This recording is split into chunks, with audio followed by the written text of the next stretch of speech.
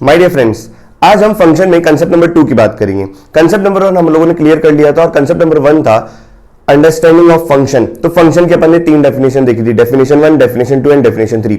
आज हम लोग कंसेप्ट नंबर 2 की बात करेंगे। कंसेप्ट नंबर 2 में क्या है, हम सारे के सारे एलिमेंट्री फंक्शंस की स्टडी करेंगे। जितने भी एलिमेंट्री फंक्शंस होते हैं उन सबकी स्टडी करेंगे, उन सबके रेंज, उन सबके डोमेन की बात करेंगे और इसके बाद हम उनके बनने वाले सारे कॉम्बिनेशंस की डोमेन और रेंज निकालेंगे।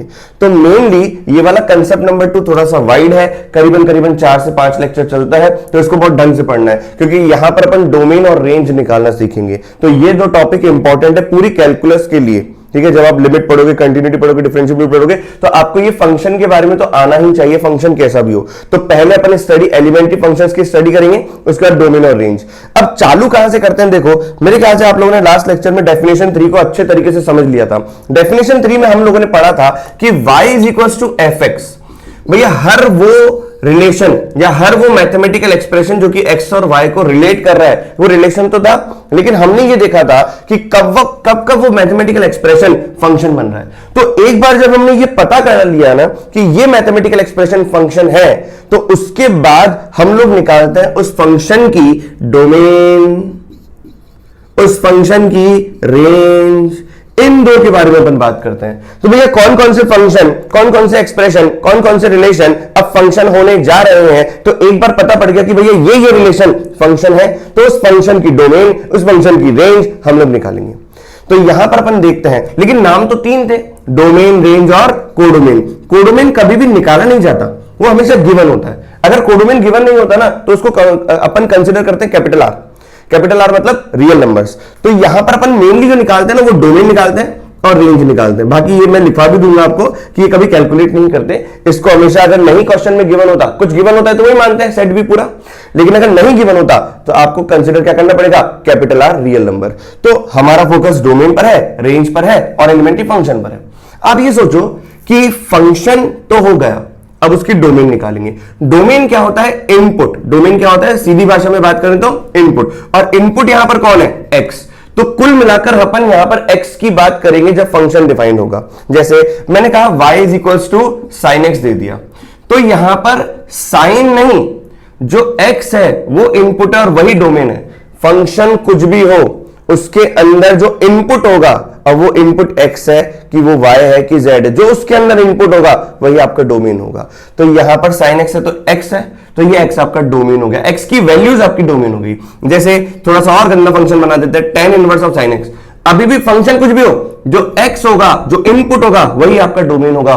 इसी की सेट ऑफ पॉसिबल वैल्यूज आपकी डोमेन होंगी। जैसे यहां पर लगा दिया मैंने log, चाहे फंक्शन को कितना ही गंदा क्यों ना कर दो, आपकी डोमेन x की वैल्यूज ही होंगी। चाहे आप यहां पर 1/, में कर लो इस पूरे को, तो भी आपकी जो पूरे फंक्शन की जो डोमेन होगी वो x की पॉसिबल वैल्यूज ही होंगी। पॉसिबल वैल्यूज बोला, इसका मतलब समझेंगे, चाहे ये पूरा का पूरा फंक्शन e की पावर में क्यों ना हो, आपका फंक्शन ऐसा ही क्यों ना हो, लेकिन फिर भी डोमेन क्या होगा, x की वैल्यूज। और डोमेन में सारी जितनी भी वैल्यूज पॉसिबल है वो सारी रख के देखने के बाद, जो पूरे में सेटिस्फाई करने के बाद, सब में रखने के बाद जो y की वैल्यूज गेट होती है, that is called the range. तो सरल भाषा में आपको समझ में आ गया होगा, डोमेन निकालने का मतलब आपका एम होना चाहिए x जो इनपुट है उसको पकड़ के रखना, वो सारी वैल्यूज जो कि इस पूरे फंक्शन को डिफाइन करे वो अपन निकालेंगे। और रेंज क्या होगा, वो सारी वैल्यूज y की जो कि डोमेन को रख के देखने के बाद y गेट हो रहा है। इसका मतलब रेंज को निकालते वक्त हमेशा डोमेन ध्यान में होना चाहिए। बिना डोमेन ध्यान में रखे आप रेंज को न निकालें क्योंकि वो आपके लिए हानिकारक है। हो सकता है क्वेश्चन गलत हो जाए, हो सकता है क्वेश्चन सही हो जाए क्योंकि उसमें फिट हो जाता है डोमेन। लेकिन यहां पर ध्यान रखें कि जब भी अपन रेंज निकालें, डोमेन का खास तौर पर ध्यान रखें, पहले डोमेन फिर रेंज, पहले डोमेन फिर रेंज। एबीसीडी में पहले डी आता है और फिर आर आता है, तो रेंज बाद में, डोमेन पहले। रेंज निकालते वक्त डोमेन का ध्यान आपको रखना ही रखना है। अब देखो, तो आपको यहां तक तो ज्ञात हो गया कि भैया डोमेन एक्स की वैल्यूज। तो डोमेन की एक बार डेफिनेशन देखते हैं और इसके बारे में ढंग से स्टडी करते हैं। तो सबसे पहले डोमेन आप हेडिंग डालें और डोमेन की मैं आपको डेफिनेशन लिखवा देता हूं क्या होता है, और उस डेफिनेशन को रीड करेंगे और समझेंगे। डोमेन होता है, domain set of all possible values of function, all possible values of x लिख दो, for which function is defined, for which function is defined, वो समस्त x की वैल्यूज जिसके लिए फंक्शन क्या हो, डिफाइन हो। अब जैसे फंक्शन डिफाइन होने का मतलब क्या है, ये मैं आपको ढंग से समझा रहा हूं। जैसे मैंने आपके सामने ऐसे रखा y is equal to root over डब्बा, और डब्बा कुछ भी हो सकता है, डब्बा एक फंक्शन है, डब्बा क्या है, फंक्शन। लेकिन हमारा y क्या है, y जो एक फंक्शन है वो कौन सा है, रूट को लेकर है। अब आप बताओ, रूट ये पूरा एक फंक्शन हो गया हमारे लिए, और इस फंक्शन के अंदर पॉलीनोमियल हो सकता है, लॉगरिथम हो सकता है, कुछ भी हो सकता है। अभी मैंने बस रूट के बारे में देखता हूं, मेरा फोकस किसके ऊपर, रूट है। अभी बताओ रूट कब कब डिफाइन होता है, रूट डिफाइन होता है जब उसके अंदर वाली क्वांटिटी जो, अंदर वाली x नहीं, अंदर वाली क्वांटिटी जो हो वो जीरो हो या जीरो से बड़ी हो। इसका मतलब दिस एक्सप्रेशन, जो भी रूट वाला एक्सप्रेशन होगा, ये डिफाइन कब होगा, जब इसका इनपुट जीरो या जीरो से बड़ा होगा। तो यहां पे कोई पॉलिनोमियल हो सकता है, या कुछ x का फंक्शन हो सकता है, या कुछ भी हो सकता है, लेकिन y क्या है, रूट ओवर दिस डब्बा। तो रूट डिफाइन कब होगा, जब अंदर वाली क्वांटिटी जीरो या जीरो से बड़ी होगी। तो यहां से क्या निकलेगा, गेट x, और जो x निकलेगा वही आपका क्या होगा, डोमेन। तो अब आप इस बात को समझो कि ये वो समस्त x की वैल्यूज है जिसके लिए डब्बा जीरो या जीरो से बड़ा है, और डब्बा जीरो या जीरो से बड़ा होगा तभी ये रूट डिफाइन होगा, और जब रूट डिफाइन होगा तो फंक्शन रूट में है, तो वो रूट फंक्शन डिफाइन हो जाएगा। क्या ये बात समझ में आई आप लोगों को? इसका मतलब हमेशा डोमेन में x की वैल्यू निकालते हैं। जैसे एग्जांपल के तौर पे मैं यहां पे ले लेता हूं, जैसे आपके सामने फालतू सा एग्जांपल अपन रखते भी है, एक्स स्क्वायर माइनस का 5x प्लस का 6। आपको सबको ज्ञात हो गया ये फंक्शन है, मैंने बोल दिया ये फंक्शन है, और आपको क्या निकालना है, फाइंड डोमेन। आपके मन में आया क्या, डोमेन मतलब x की वैल्यू, लेकिन वो x की वैल्यू जिसके लिए फंक्शन डिफाइन हो। अब फंक्शन में क्या है, रूट। अब रूट कब डिफाइन होता है, यह सोचो कि जब इनपुट क्या होना चाहिए विद्यार्थियों, जीरो या जीरो से बड़ा। तो आप मिडिल टर्म स्प्लिटिंग से इसको जब सॉल्व करोगे तो यहां पर आएगा x माइनस का 3 इंटू एक्स माइनस का 2 ग्रेटर देन इक्वल टू 0। तो यहां पर अपन ने नंबर लाइन पे प्लॉट किया, इसका रूट क्या होगा 2, इसका रूट क्या होगा 3। मेरे ख्याल से 12th क्लास में आप लोग हो तो आपको 11th क्लास की इक्वलिटी तो आती होगी, ठीक है। तो यहां पर अपन ने 2, क्योंकि इक्वलिटी है तो यहां पे क्लोज, यहां पे भी क्लोज, प्लस माइनस प्लस, वे भी का मेथड आप लोगों को आता होगा। तो ये पॉजिटिव साइड तो इस साइड और इस साइड, इसका मतलब क्या हुआ, x belongs to minus infinite से 2 तक आपका आंसर हुआ। माइनस इनफाइनाइट पे ओपन लगता है हमेशा, और 2 पर लगेगा क्लोज क्योंकि इक्वलिटी है। यूनियन 3 से लेकर क्या हो जाएगा, infinity. This is your domain. लिखते कैसे हैं, x बिलोंग्स टू, क्योंकि हमें पता है x इनपुट और इनपुट क्या होता है, डोमेन। और यहीं पर जब आप रेंज निकालोगे तो यहां पे y बिलोंग्स टू आएगा, क्योंकि y क्या होता है, रेंज, आउटपुट। क्या बात समझ में आई? तो हम फंक्शन को डिफाइन करें। अब आप बताओ, ये फंक्शन रूट के, मतलब ये फंक्शन किस में, रूट में। अब ये फंक्शन रूट में है तो रूट कब डिफाइन होगा, जब अंदर वाली क्वांटिटी जीरो जीरो से बड़ी होगी। तो बुद्धि का इस्तेमाल करके आपको यह सोचना है कि वो x की वैल्यू निकालें जिसके लिए समस्त फंक्शन डिफाइन होना चाहिए। रूट में है तो रूट के अंदर वाली क्वांटिटी जीरो जीरो से बड़ी करके आप निकालो, क्योंकि रूट के अंदर नेगेटिव नहीं होगा ना।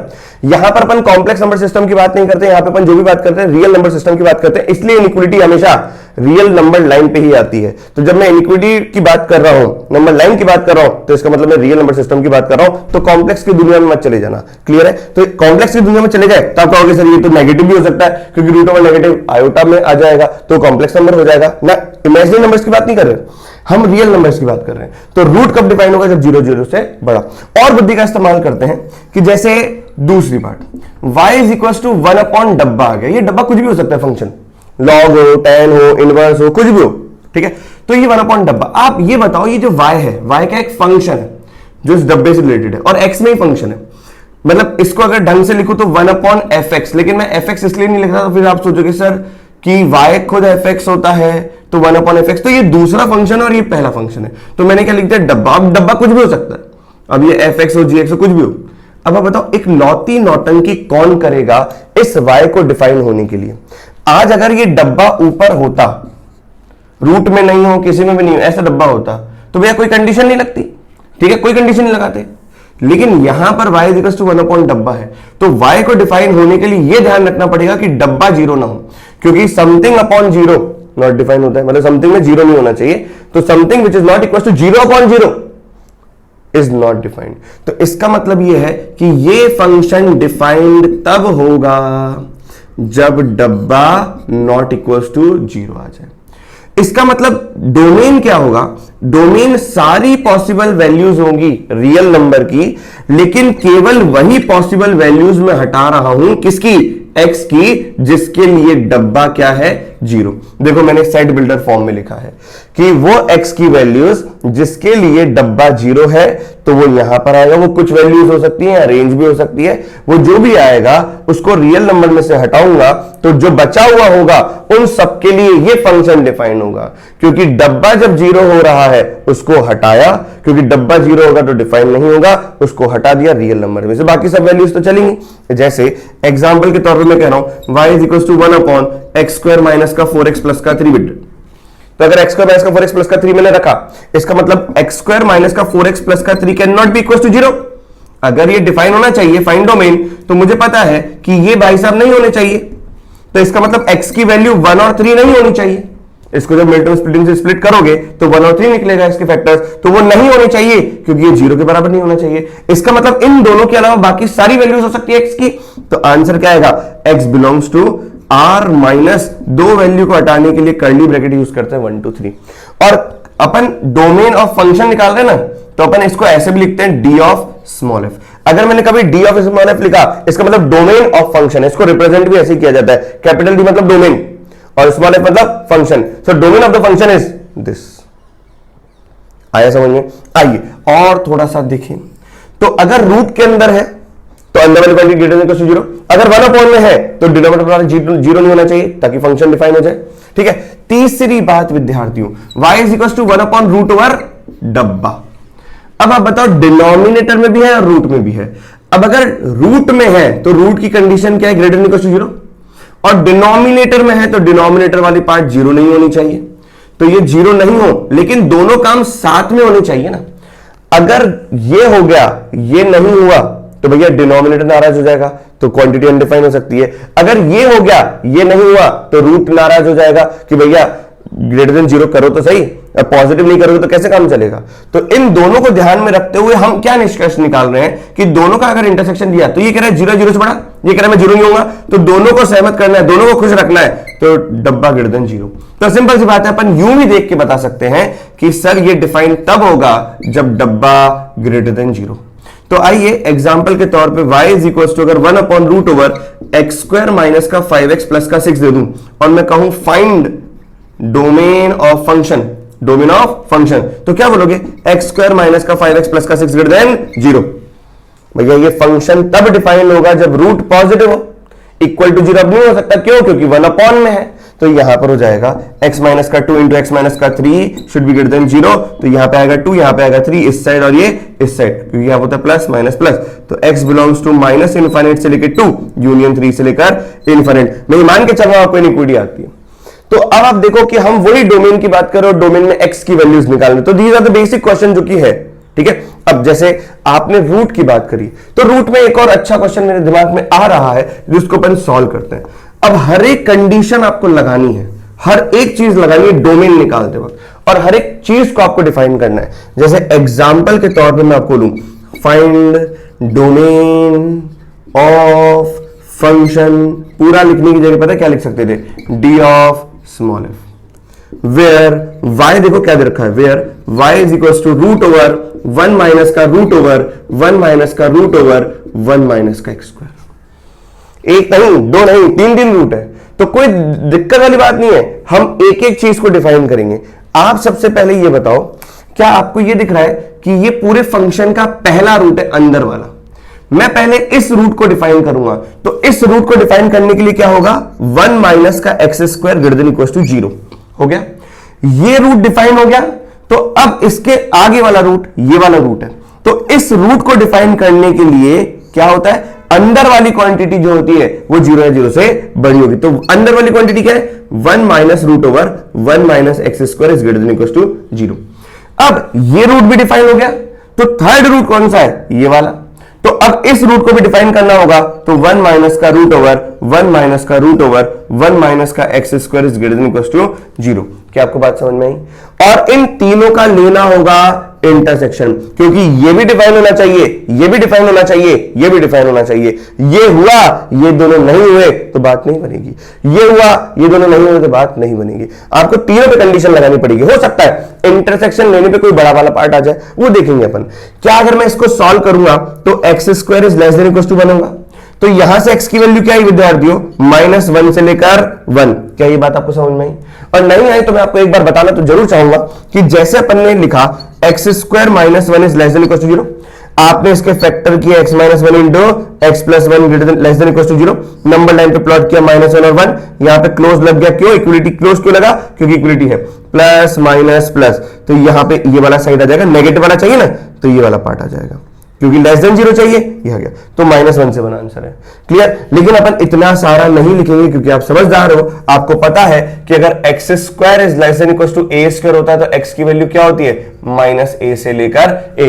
ये रट लो, ये लिख लो, ये मन मंदिर में बसा लो, हम गंदा नहीं करेंगे यहाँ पे।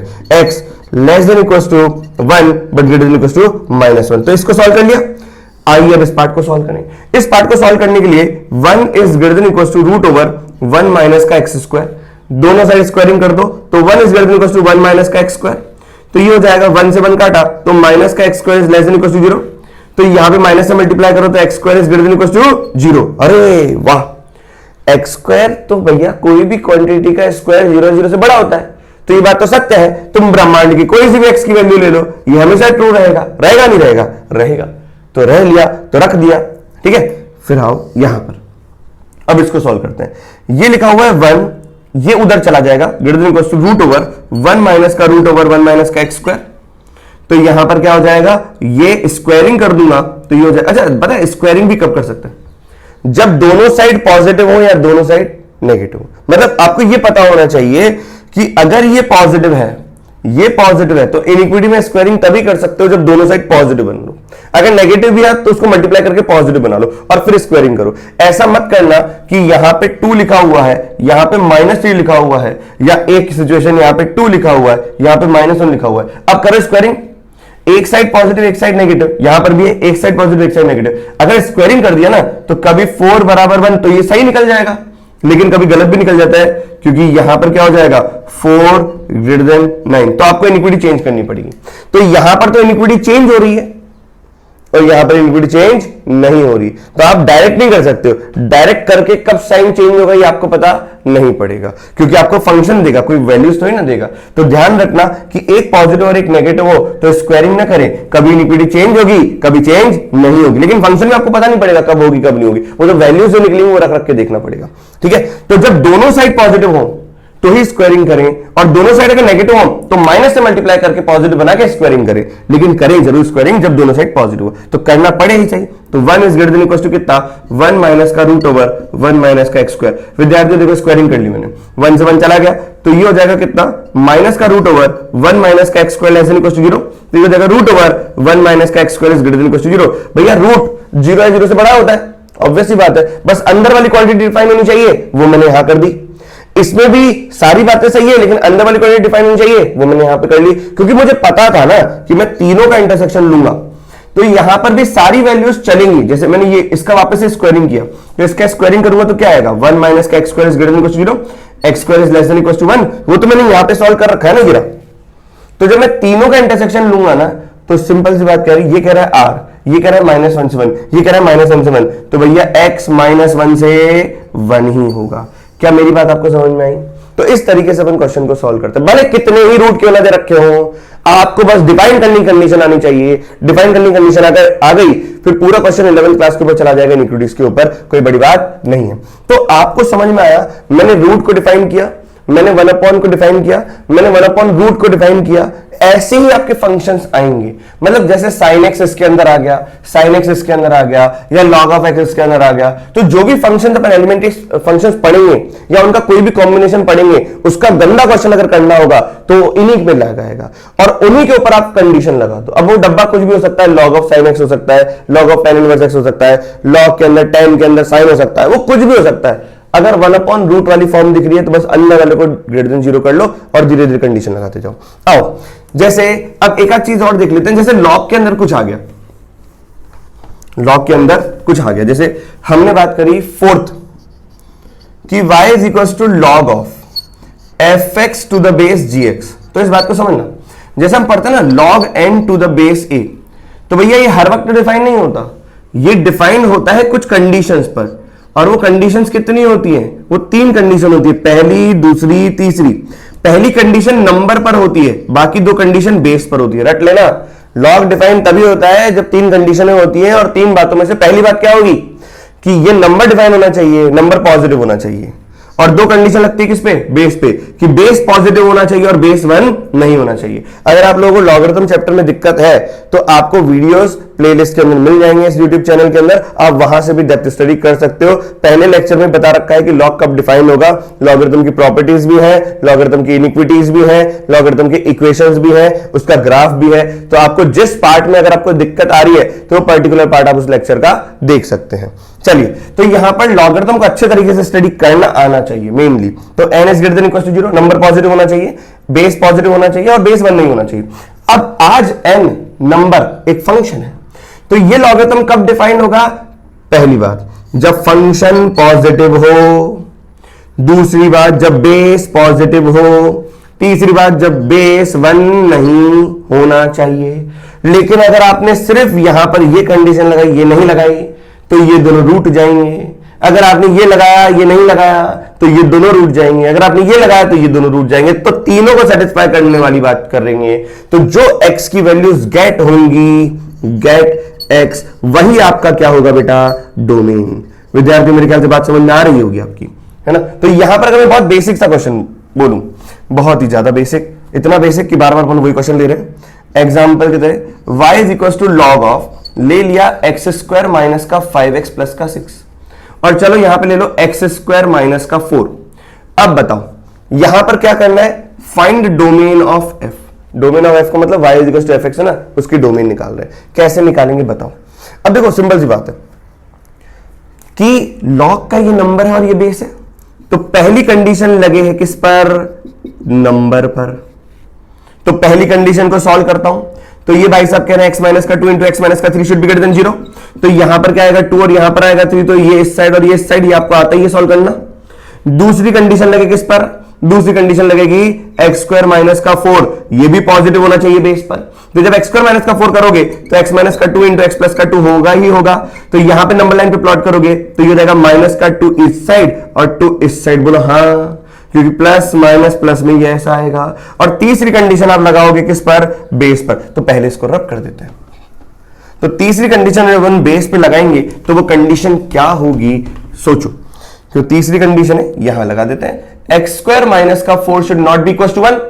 तो X square is not equal to 5, तो X is not equal to plus minus का रूट 5। विद्यार्थी समझ में आया?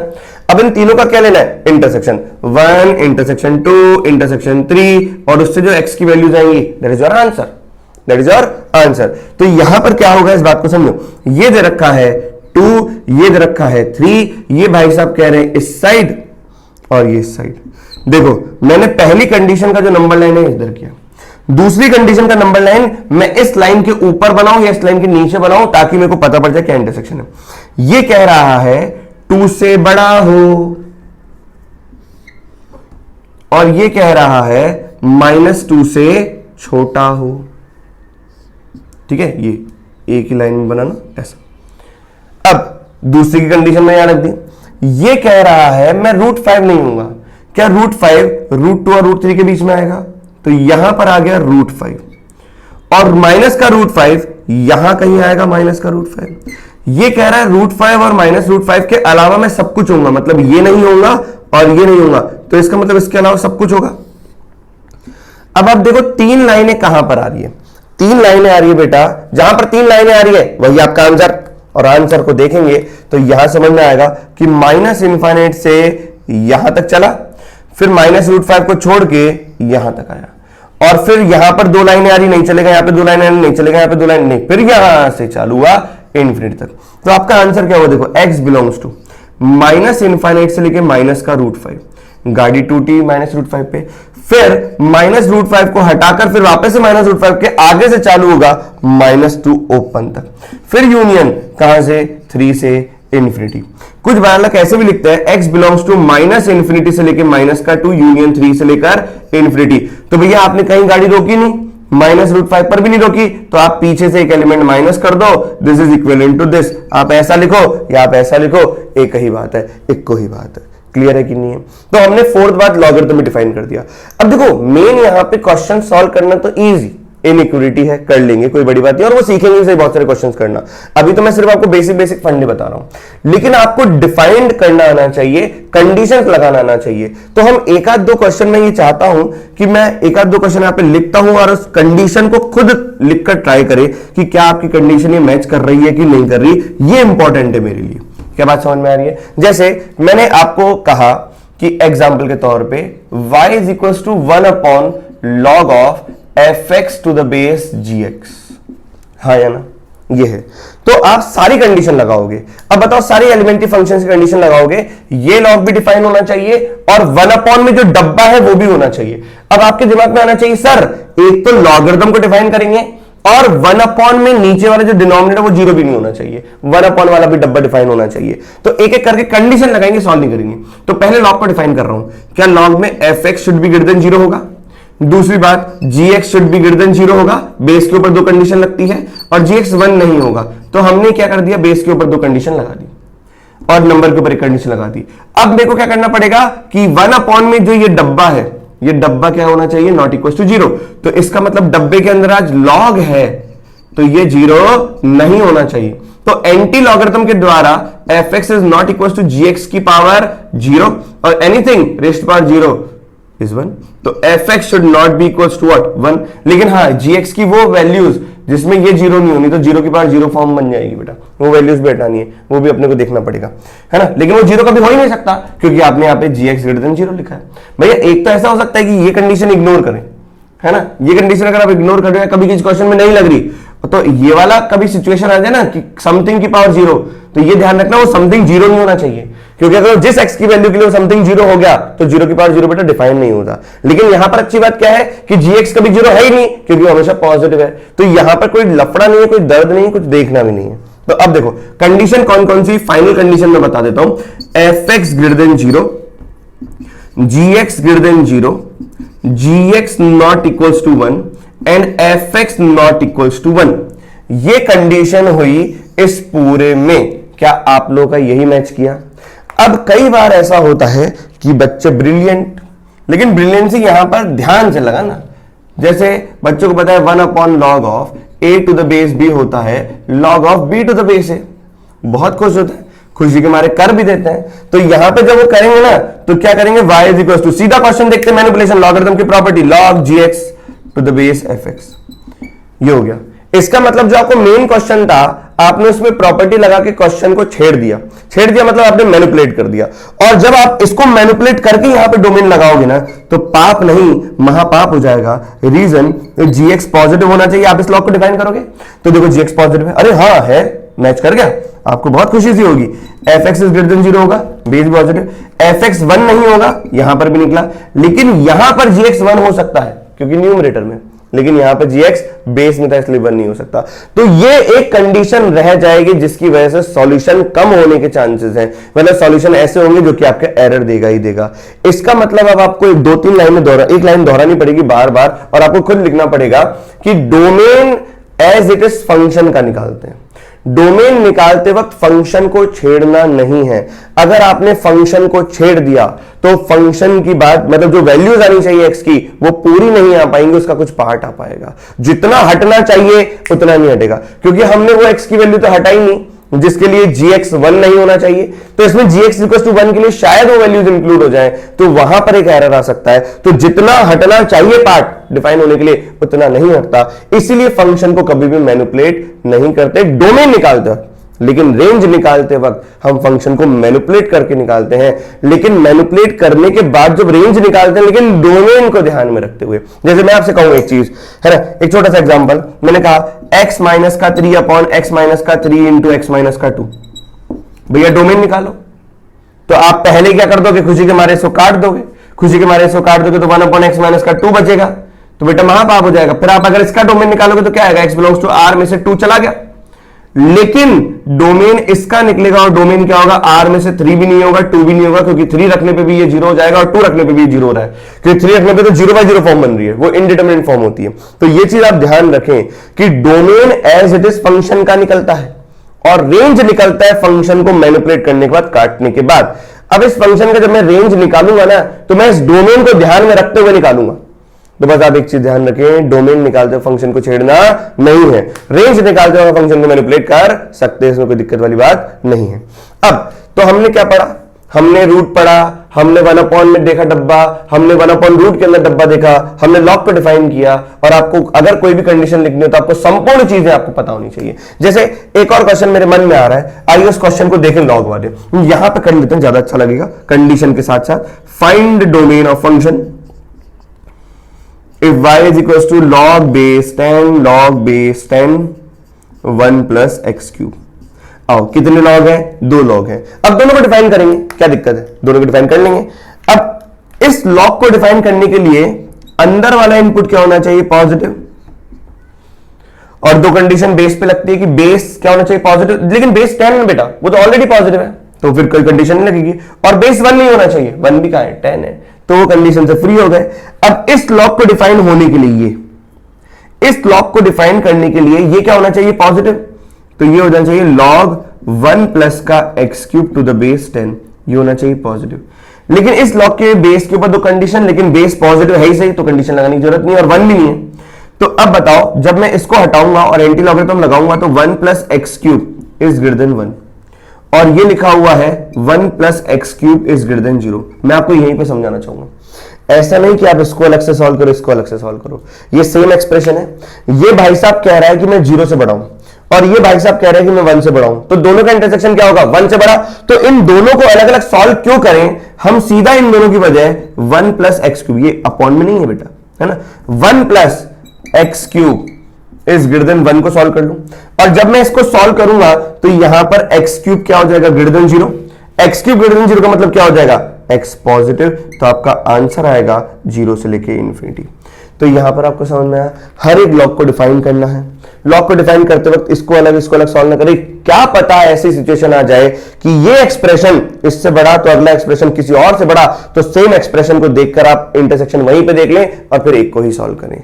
ये स्थिति आपको आनी चाहिए, ठीक है। अब उसके आगे अपन बात करते हैं। तो 5वीं बात, अंतिम बात जो अपने को ध्यान रखनी है डिफाइन करने के लिए, फिर अपन एलिमेंट्री स्टडीज पे, फंक्शंस पे आएंगे। तो पहले अपने को ये देखना है कि एक अंतिम बात क्या है। एनसीआर और एनपीआर आपने नाम सुना होगा, देखो कि ये भी आप ध्यान रखें। 5वीं बात, एनसीआर, एनसीआर क्या बताता है, number of ways to select R things out of N different, R different things out of N different things. तो सिलेक्शन के तरीके, सिलेक्शन के वे, सिलेक्शन के मेथड्स, या मेथड्स तो नहीं, सिलेक्शन के तरीके बताता है, गणना बताता है कि कितने तरीकों से मैं इसको आर चीजों को सिलेक्ट कर सकता हूं एन चीजों में से। अब आप ये बताओ, आपके पास चीजें हैं ही नहीं और आप सेलेक्ट करोगे क्या, इसका मतलब आपके पास कुछ चीजें होनी चाहिए, और चीजों में होनी चाहिए 1 2 3, है ना, नेचुरल नंबर की फॉर्म में। तो पहली कंडीशन तो एन क्या होना चाहिए, नेचुरल नंबर। कुछ होगा, एक चीज भी होगी ना, तो ही मैं उसमें से उठाऊं या ना उठाऊं उसकी बात होगी, मतलब 0 चीजें उठाई या 1 चीज उठाई, 2 चीजें होंगी तो आप एक भी चीज ना उठाओ, 1 उठाओ या 2 उठाओ, ऐसी बात करोगे। तो कम से कम एक चीज तो होनी चाहिए, इसका मतलब N belongs to natural number. और आर जो आप उठा रहे हो चीजें, भैया वो ना उठाओ तो भी चलेगा, 3 चॉकलेट पड़ी है आपके सामने, आप एक भी नहीं उठा रहे हो, चलेगा, कोई दिक्कत नहीं है। तो यहां पर आर जो होगा ना, वो वोल नंबर को बिलोंग करता है, लेकिन एन वोल नंबर को बिलोंग नहीं कर सकता। 0 में से क्या उठाओगे बेटा, ठीक है। तो तीसरी बात, जो आपके पास चीजें हैं, अब जितनी चीजें उठा रहे हो, तो जितनी चीजें आपके पास है उनमें से या तो सारी उठा सकते हो, इसका मतलब एन आर के बराबर हो जाए, या उसमें से कम उठा सकते हो। जितनी चीजें आपके पास है उससे ज्यादा उठा ही नहीं सकते हो, इसका मतलब आर कभी भी एन से बड़ा नहीं हो सकता। R is always less than equals to what, N. तो यही है कंडीशन, तो ये कंडीशन ध्यान रखें एनसीआर और एनपीआर के लिए। तो ये मैंने बहुत बेसिक से 5 आपको बातें बताई, ताकि अभी आप अगर ध्यान रखोगे तो जब मैं एलिमेंट्री फंक्शंस पढ़ के डोमेन और रेंज पढ़ाऊंगा ना आपको, या उन एलिमेंट्री फंक्शंस का डोमेन रेंज निकालेंगे ना, तो कभी यहाँ पे दिक्कत नहीं होगी। बस ये कंडीशन अप्लाई करते चलो। अब आप एक बात ध्यान सुनो, डोमेन निकालने के ये 5 या 6 ही तरीके हैं। कोई सा भी गंदा क्वेश्चन आ जाए, या तो NP मतलब N में फंक्शन दे देगा, R में फंक्शन दे देगा, ये डिफाइन कर दोगे, इनिक्विटी पे आ जाएगा सारा खेल। या रूट के अंदर कोई फंक्शन आ जाएगा, या इनका कोई कंपोजिट फंक्शन भी आएगा ना, या तो वो रूट के आएगा अंदर आएगा, या तो 1 में आएगा, या तो 1 रूट में आएगा, या लॉगरिथम में आएगा, इसी तरीके से आता है और किसी में नहीं आता। तो हमें को डिफाइन करना पहले सीख लिया, तो ये सिर्फ मैंने डेफिनेशन बताई। तो ये हो गया आपका पूरा का पूरा डोमेन। अभी डोमेन के क्वेश्चंस नहीं करे, अभी तो ये पूरा 5 दिन चलेगा, 4 दिन चलेगा, डोमेन और रेंज खत्म नहीं हुआ। सिर्फ मैंने आपको बेसिक सी अंडरस्टैंडिंग दी है 2 क्वेश्चन से। अब अपने को एलिमेंट्री फंक्शन पढ़ने पड़ेंगे, लेकिन उसके पहले मैंने कहा था कि मैं आपको कोडोमेन और रेंज भी बता दूंगा।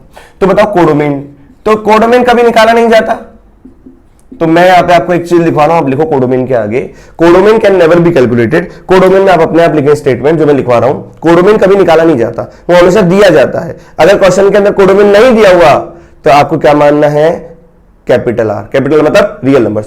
देखो इस बात को, if no codomain is given, ऐसे लिखो, codomain can never be calculated, codomain can never be calculated, it is always given in the question.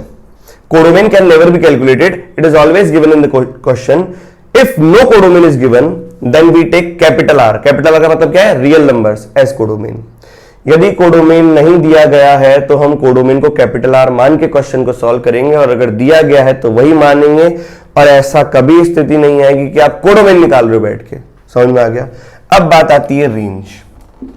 Range आपको मैंने बता दिया डोमेन के बाद ही निकलती है, डोमेन को ध्यान में रखते हुए रेंज निकलेगी। इसका मतलब ये है, और रेंज क्या होता है, आउटपुट, और आउटपुट क्या होता है, वाई। इसका मतलब सारी वाई की पॉसिबल वैल्यूज जो कि डोमेन में हमने एक्स रखी, या इनपुट को रखने के बाद जो वाई आया, दैट इज कॉल्ड आउटपुट, है ना। तो ये मैं लिख रहा हूं यहां पर, set of all possible values of Y. किसकी वैल्यूज, वाई की वैल्यूज। लेकिन ये कैसे मिली, which we get by putting, कैसे मिल रही है, हम पुट कर रहे हैं कौन सी वैल्यूज को, by putting all possible values of domain, which you get by putting all possible values of domain। सारी डोमेन की पॉसिबल वैल्यूज, मतलब एक्स की वैल्यूज को रख के देखने के बाद जो हमें वाई मिल रहा है, उसको, उस वाई का जो कलेक्शन होगा, दैट इज कॉल्ड रेंज। तो ये अपन डेप्थ स्टडी करेंगे, लेकिन उससे पहले रेंज को पढ़ने से पहले अपने को डोमेन खत्म करना पड़ेगा, और डोमेन खत्म करने से पहले अपने को एलिमेंट्री स्टडीज के बारे में, फंक्शंस के बारे में पढ़ना पड़ेगा। तो आइए अगली हेडिंग एलिमेंट्री फंक्शंस की बात करते हैं। एलिमेंट्री फंक्शंस को हम लोगों ने ब्रॉडली 2 कैटेगरी में कैटेगराइज किया है। कितनी कैटेगरी में, 2 कैटेगरी में कैटेगराइज किया है ना। तो ध्यान रखें, एलिमेंट्री फंक्शन 2 कैटेगरी में कैटेगराइज किया है। पहला होता है एल्जेब्रिक फंक्शन, और दूसरा है ट्रांसेंडेंटल फंक्शन।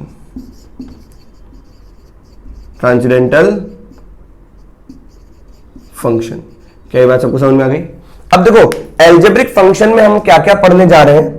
एल्जेब्रिक फंक्शन में हम लोग पढ़ेंगे पॉलिनोमियल फंक्शन। पॉलिनोमियल फंक्शन मतलब वही लीनियर फंक्शन, आइडेंटिटी फंक्शन, ठीक है, क्वाड्रेटिक फंक्शन, मोनिक पॉलिनोमियल किसे कहते हैं, वो सब नाम, ठीक है। दूसरा, ये इसके ऊपर बहुत बढ़िया क्वेश्चन आता है। ये मतलब होता है पॉलिनोमियल फंक्शन, सर हम पॉलिनोमियल तो 9th क्लास से पढ़ते आ रहे हैं। 9th क्लास का तो सिर्फ थ्योरी होगी, 2-5 मिनट में खत्म हो जाएगी। उसके आगे, उसके बियॉन्ड की बातें यहाँ पे करनी है, और वो बहुत बड़े क्वेश्चन आते हैं आईटी में, वो अपन करेंगे। हाँ, उसके बाद यहां पर होता है एल्जेब्रिक फंक्शन के अंदर फ्रैक्शनल